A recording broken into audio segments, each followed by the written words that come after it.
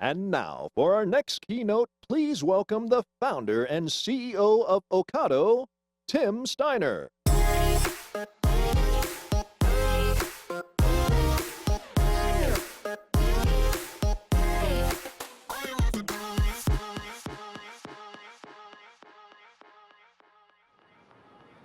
Good morning, Las Vegas. Hi, I'm Tim Steiner. I'm the founder and CEO of Ocado. Who is Ocado? We're a group with two halves to our business based in the UK. We've got Ocado.com, our well-known grocery brand. We've got Ocado Solutions, our newer business, helping global grocers, bringing themselves into the digital age and helping them to do the best job for their customers. All of which underpinned by the Ocado Smart Platform and a lot of our proprietary technology. Why is it relevant here in the US? Well, in the UK today, we've got 7 to 8% of our $250 billion annual grocery market online. But here in the US, you've got 1 to 2%. So you're behind, and there's a lot of catch-up to do, and there's a lot of future growth, because it's coming and it's starting to accelerate. The latent demand already exists, but really the key to this is availability will drive growth. The market here has been slow after some spectacular failures about 18 years ago. But Nielsen and FMI are forecasting 10% of your $1 trillion a year business going online in the next 4 to 6 years. That's a $100 billion market annually in the next 4 to 6 years. But will it really happen, and why hasn't it happened to date? And if we look at this data produced by Oliver Wyman, looking at consumers in both the UK and the US, but in the apparel, in the grocery markets, you'll see the difference. Why is so much apparel gone online and so little grocery? And in fact, what you'll see there is only 34 or 39% of customers say they don't want to shop online. The vast majority do want to shop online. But the difference being that people online say there's too much hassle. What does that mean? What is too much hassle? Why they're not shopping online today? It's a supply side problem. It's quite simple. The services aren't good enough. The propositions aren't good enough. The food isn't fresh enough. The ranges aren't large enough. The service isn't good enough. The execution basically fails. It's too poor. And the prices are too high. And so your market has grown too slowly. But as the supply side changes, that will change. Can I ask the audience, how many people here buy food into your home every week? Can you raise your hands? I guess the whole room buys food every week, otherwise we wouldn't all be here, because you need the energy to live. How many of you have got a smartphone in your pocket right now? Everybody in the room's got a smartphone. So everybody has got a smartphone, everybody eats food. That's the skies of the market potential. We introduced an app at Ocado in 2009. You could buy your groceries in the UK from Ocado, from an iPhone app, before you could buy an iPhone anywhere in the world on an iPhone. It was the first physical shopping app in the world. Today, over 60% of our business is mobile. Take-up of online grocery is not restricted by age and not restricted by income. So you can see on the left here that it spans across all age groups. Yes, millennials have a higher penetration, but it's growing in all the other age groups, and we see that in all our data in the UK as well. And it spans across income. It's not just high-income families that want to shop online. In fact, we see a continual normalization of our new customers every single year in the UK. Actually, the biggest driver is families and family size. But there's an online challenge, and what does it take to crack it? Grocery has always been a cost domination industry, an industry where the Walmarts have thrived while others haven't, because they've learned how to get groceries more cheaply into customers' kitchens, with a customer doing a large part of the work. But to thrive online, you also need to do an amazing job for the customer. And so how do you balance, as you do in store-based retail, how do you balance an amazing customer proposition whilst also operating at the lowest cost? And that's what we at Ocado have achieved over the last 18 years. We meet the challenges of winning in online grocery. And that's why in our home market in the UK, we're doing over $2 billion of sales, and we're profitable. We're bigger than Asda, described as the jewel in the crown of Walmart's e-commerce global operations. We're bigger than Sainsbury's, both of them £25 billion a year store-based businesses that have been operating for longer than we have. We've built that business because we do a great job for the customer. We serve only 73% of the UK by population by choice. Because as we look at all the countries around the world, people say, how can you cover the US or Australia or Canada because of the size of the geography? You don't need to cover everyone. You can cover 70 to 80% of the population in each of these markets. We're online only and 100% delivered into the customer's kitchen. We've offered click and collect, and in the UK market, click and collect, pick up, whatever you want to call it, curbside. They've tried and tried again. But when the consumer gets offered the groceries in their home, in their kitchen, where they want it, there's been no demand for curbside. We have the winning customer proposition. But all of this is coming out today out of 3 automated warehouses. The first 2 of our sheds, number 1 just north of London and number 2 in the Midlands, in the middle of the picture, are the 2 largest grocery stores in the world.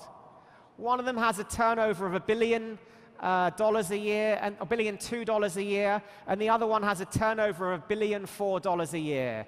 We're individually handpicking 1.5 million items a day for our customers from those facilities. They involve a large amount of proprietary automation and software, and today our business has 1,300 engineers, 5 tech centers across 4 countries. And we've licensed our technology now to global retailers to help them achieve in their markets what we've done in the UK, to put together their customers, their brands, their products, their supply chain and scale, together with our software and automation. And we'll be building sheds in Paris with Group Casino and in Toronto with Sobeys, and more to come. And we deliver through a hub and spoke network. Our business has dispelled many, many myths around online grocery. The first and most obvious one is that nobody makes money online. And those that do are hiding the cost somewhere else in their big, profitable bricks and mortar business. But we've been profitable, and we're investing. And we're investing to double our capacity. And people in grocery find that hard to understand. It's like having 400 shops and be currently building 400 more. But that's what we're doing. We've got our largest warehouse coming on stream later this year, where we'll ship up to 2 million individual items a day to our customers, and it will have a run rate of about $2 billion of sales. We've filed over 200 patents in the last 3 years. Only a small fraction of customers will use a service like this. As I said before, the UK market's at 7% of the grocery sales, and 40% of customers now regularly using an online grocery shop. But again, as I said earlier, it's not just millennials. Older people, older customers, non-tech savvy customers are shopping in ever greater numbers. And 46% of our new customers are in a sub £40,000. That's less than $55,000 a year joint household income. That's where half our new customers are coming from. It's an incredibly mainstream service. And then there's the fresh food myth. The myth perpetuated by the likes of what happens here in the US at Amazon, that people won't buy fresh food online. They'll use it for washing powder, they'll use it for cat litter, they'll use it for dog food and for water and for soft drinks. It's just not true. We have the highest penetration of sales of fresh food of any food retailer in the UK. 44% of what we sell every week comes out of the fridge side of our building. It's fresh, short life, produce, protein, dairy, and the like. And then when you add in the fresh bakery and the produce that lives in ambient, like potatoes and bananas, over 50% of our sales are fresh. That is aided by the amazing life guarantees that we give to our customer on the website, where they can see how many nights they will have to consume their food after it's delivered into their kitchen. The nights that a supermarket will normally keep the product on the shelf up to its sell-by date, where we guarantee around 70% of them in the customer's fridge. And we're able to do that because of our perfect first in, first out date rotation, as well as the scale of our facilities and the data and machine learning that we use in our supply chain to keep the highest levels of availability and the lowest levels of food waste. We're continuously improving our customer proposition. It's not just the proposition, but it's the execution of the proposition where grocers normally fall down. We have over 99% item accuracy, exactly as ordered, across our entire business on an annual basis. And we're over 99.7% accurate when we add in very close substitutions we occasionally give our customers.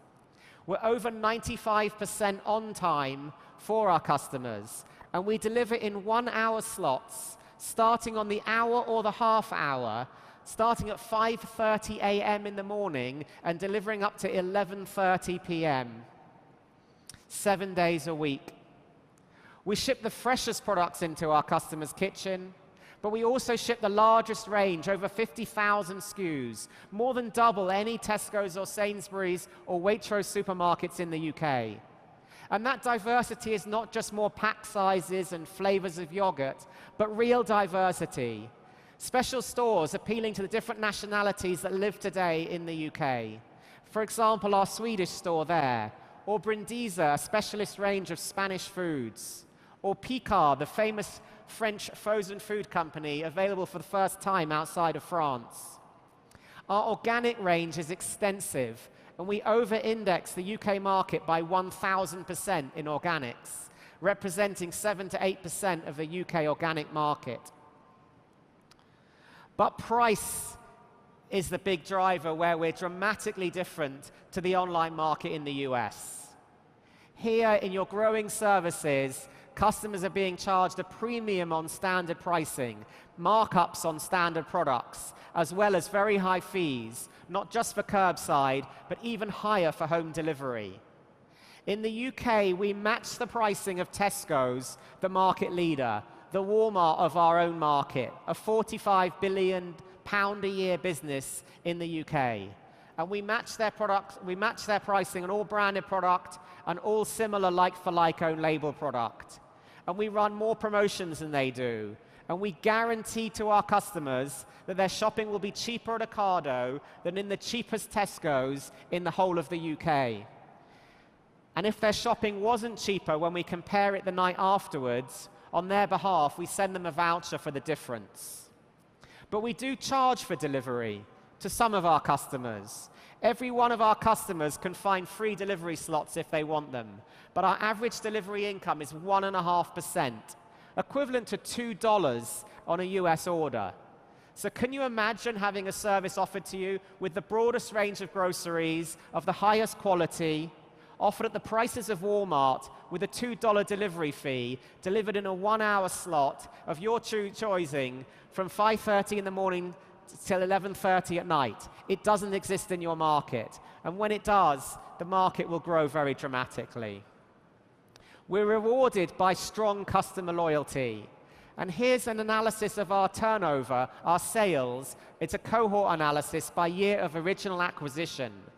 So each of those bars represent the customers that we acquired in a given year and the spend that they've made in every subsequent year.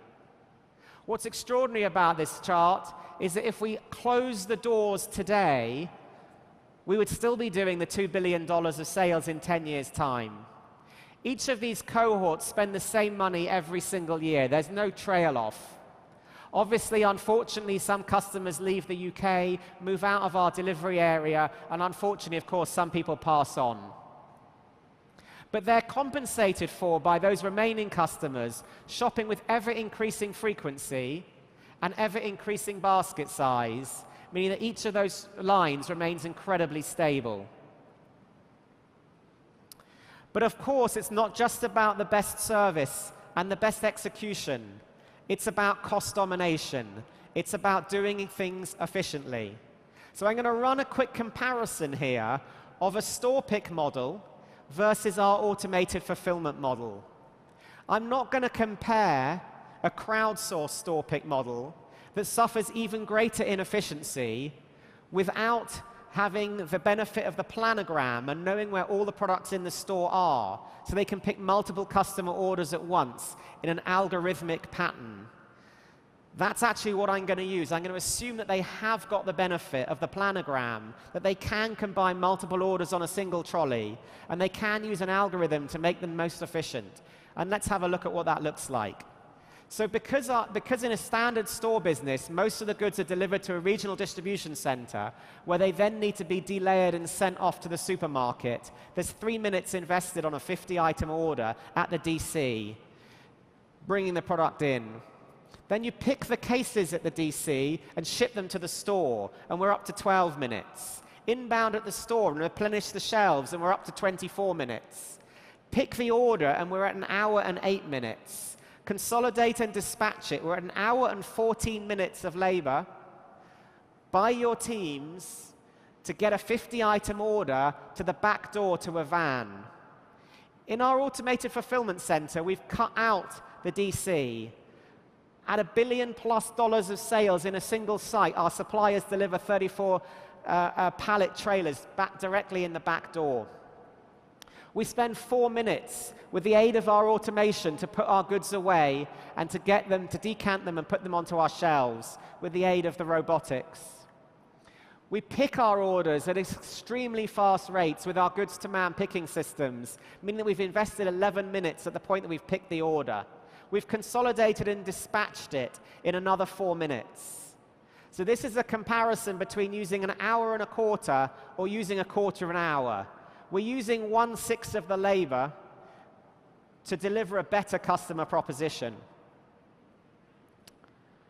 Our solutions business is helping other customers to do this, but here is a look inside our newest warehouse. We're now traveling over stacks of boxes organized in a hive. Those stacks can be up to 17 boxes tall. There are 250,000 boxes in that warehouse in 25,000 stacks. Today, there are 600 robots operating on the top of those stacks, moving those boxes around in the robot's underbelly. But here we can see a picker who's operating in a pick tunnel underneath that grid. And what you can see is she's picking orders from the white boxes moving behind her into the red boxes that are going to get shipped to customers. And if you can look on the right and left of where the white boxes are, you'll see there a box just came down and was dropped into the station, and it'll be moved back up again. And these robots that you can see on the top of the grid, just about to start moving, are what's moving those boxes around. And they're capable of picking up the box at the top of any one of those 25,000 stacks and dropping it in another stack or into a peripheral. Those robots are moving at 4 meters a second in either direction. So when they're passing each other, they've got a relative speed of 8 meters a second. And the gap between them is smaller than my finger. It's 5 millimeters. And in order to control thousands of those robots on those grids, and this building has 600 in it now today, and we'll have 1,100 in it by the end of next year. And I'm launching later this year in the UK, we'll have 3,500 robots in it. In order to control them and stop them from colliding, we had to create the world's densest wireless network that's operating in there. We can talk to those 3,500 robots 10 times each per second for two-way confirmed communications. 20 times the power of Wi-Fi. Nothing available from the likes of the Ciscos, the Motorolas, the Googles. We had to develop that in the UK with scientists in Cambridge.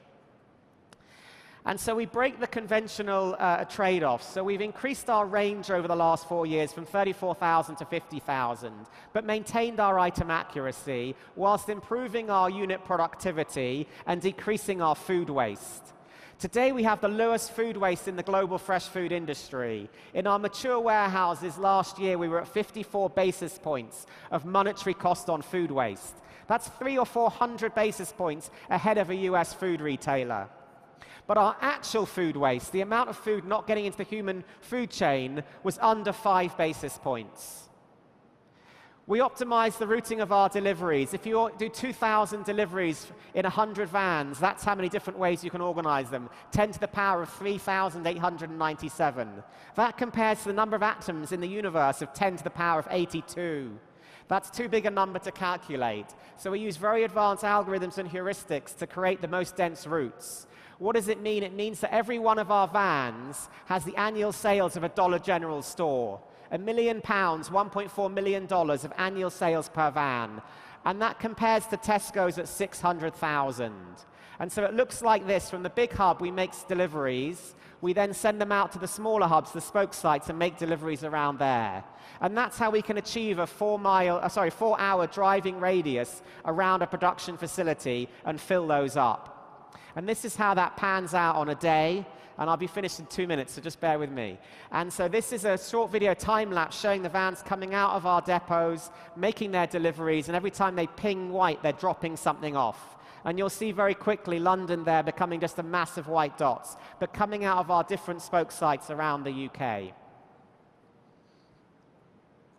We're investing constantly to stay ahead of the curve, whether that's doing driverless deliveries or using driverless vans for deliveries this year, whether that's building our own voice inference engine on Alexa so that as customers speak to different devices like Alexa from different manufacturers, they can continue a single conversation with Ocado. Introducing robotic picking this year into the warehouse in Andover. Doing joint projects with multiple universities and technical institutes like the EU-funded soft hand manipulation one on the bottom right there, where we're learning how to pick up soft fruits using robotic hands. So it's constantly about ensuring that we disrupt ourselves and no one else does. We've now got 5 people using the Ocado platform, ourselves, Morrison's, a smaller European partner, Group Casino in France, Sobeys in Canada, and we intend to carry on going from here, providing technology and know-how to enable existing retailers to power their online grocery business and dominate their market. Thank you very much.